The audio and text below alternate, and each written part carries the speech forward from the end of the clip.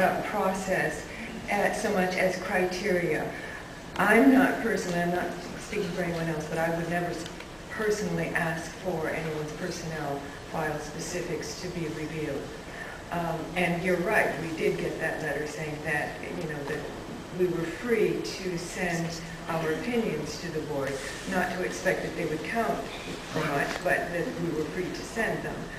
And so there's no question about that. The question is on what was the judgment on the specific criteria of which we're unaware. That is beyond what faculty and staff and students think.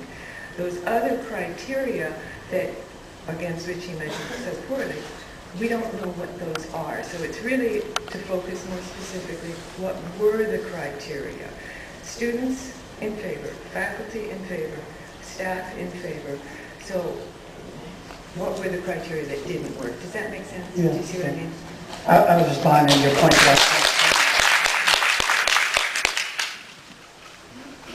With the cautioning caveat that it's not mathematical. It's not 5 points here, 3 points there, how does it add up, and the result is the answer. I would be the first to admit it had a higher level of evaluation and subjectivity to it than that kind of numerical evaluation. So I couldn't give you, here's the clear grade sheet. It's as much a blue book as it is, an SAT exam. Just to allude to some of them, I think that the relationship with faculty and students was high on that list. And if we were giving grades, those grades were A+. There was no question at the board, no illusion about the incredible effectiveness of his leadership in those dimensions of the presidency. And I can say firmly, at least from my own perspective, if that's all the president had to do, we wouldn't all be sitting here at all. Indeed, we would probably be sort of celebrating exclusively our achievement. But there are other parts of it, particularly in a school that doesn't have a huge administrative staff. We have to place an unduly heavy reliance on the few senior executives that have to do all the key elements of the institution. Strategic and operational planning. It's one thing to articulate the vision, it's another thing to build the process around what the strategic direction vision of the school. By law, that is also a board-adopted policy, so that's a joint commitment and a joint effort, as well as the short-term operational planning that goes into executing and following through on stated commitments. Those were things we looked at. We looked at planning for financial security and financing, fundraising, and donor relations.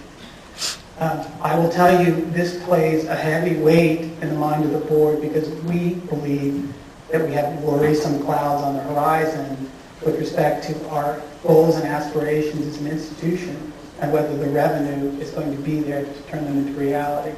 We're very concerned about what we see going on among our competitors with their endowment, with Harvard's Gateway program equivalent being re-indexed to 180,000, while we're only able to deal at 40,000. Or Stanford last week announcing that kids under $100,000 get to come free. We have a growing fear and urgency that a lot of people we like to believe are our competitors are about to be on the verge of offering their educations for cheaper than our in-state tuition. And when the president was hired, one very clear criteria was we want $1 billion endowment program. And that's what we have to strive for. UVA has announced a $4 billion endowment program. We compete for a lot of those kids. Those programs are critical to whether you can plow back in the financial resources necessary to be competitive. I think we were disappointed on a number of critical dimensions that go into donor relations among the cadre of donors who have the potential to help us reach those goals. I think we were concerned about long-term planning about the next campaign. We had a sense of desire and urgency and pressed very heavily to begin the process of that campaign. We couldn't get that across successfully. Internal management issues. One way to deal with a senior executive, if you think there are management weaknesses, is can you restructure the staff to compensate for those weaknesses and free him to do the things that he does best and you can move him to. We made efforts to do that. Probably our strongest recommendation that was made last April was we thought the school should hire a chief operating officer. And we were prepared to pay for it, in which the provost would be left to be completely dedicated to matters of academic affairs. The president would be freed from those responsibilities to do more fundraising and to spend more time on those issues. And that you'd have some professional who could take care of risk analysis, for example.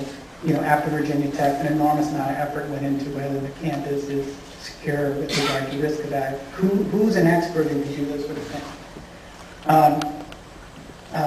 Those things we couldn't, he was not willing to do, didn't want to do. Now, he may have a very good explanation for it, but I think it was an issue because either we do that or we have to do something we're satisfied that take care of these other issues. So that was a big criteria. Look, there's much deplorable about the Virginia General Assembly. I don't ever want to be in a position of sort of defending or in any way acquiescing to some of the tactics that pass for public governance out there. But at the same time, when you are a public school, you can't accept that managing that dimension of the relationship is important and critical. Public means a lot of wonderful things. It also means the burden of being susceptible to the legislative policy process. And so that was a dimension. A school as old as ours has a relationship with the community, the local community. Colonial Williams